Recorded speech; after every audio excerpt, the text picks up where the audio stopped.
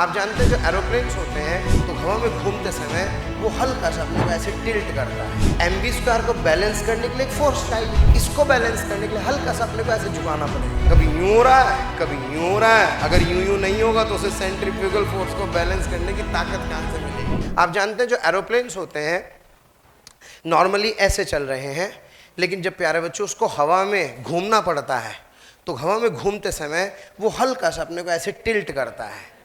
तो टिल्ट करने का लॉजिक पता है क्या है? जैसे वो, अब सोचो अगर वो ऐसे घूमेगा तो व्हाट इट रिक्वायर्ड, mv² को बैलेंस करने के लिए एक फोर्स चाहिए। अभी तो कुछ है नहीं क्योंकि mg कहाँ लग रहा है, और प्रेशर डिफरेंस के कारण क्या लग रहा है, नॉर्मल, और बाहर की तरफ क्या लगेगा।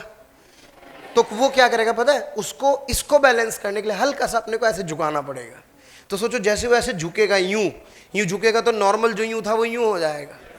अरे इसके कितने कंपोनेंट, जो एक किसको बैलेंस कर देगा और एक किसको बैलेंस कर दे, समझ में नहीं आया। It would be the same result.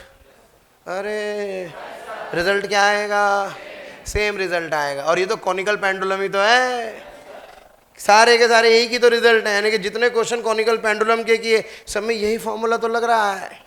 तो आप सोचो जो एरोप्लेन है, क्या वो एरोप्लेन भी अपने आप को थीटा एंगल पर इसलिए झुकाता है क्योंकि जब हवा में घूमना पड़ता है ना जहाज को, आप देखना कभी जब आप एरोप्लेन में बैठे हो और जल्दी पहुंच जाए तो लैंडिंग के टाइम से पहले ऐसे घूमता है वो, तो ऐसा लगता है कभी यूं हो रहा है, कभी यूं हो रहा है। अगर यूं नहीं होगा तो उसे सेंट्रीफ्यूगल फोर्स को बैलेंस करने की ताकत कहाँ से मिलेगी, क्योंकि सर्कुलर पाथ का तो खर्चा है ना।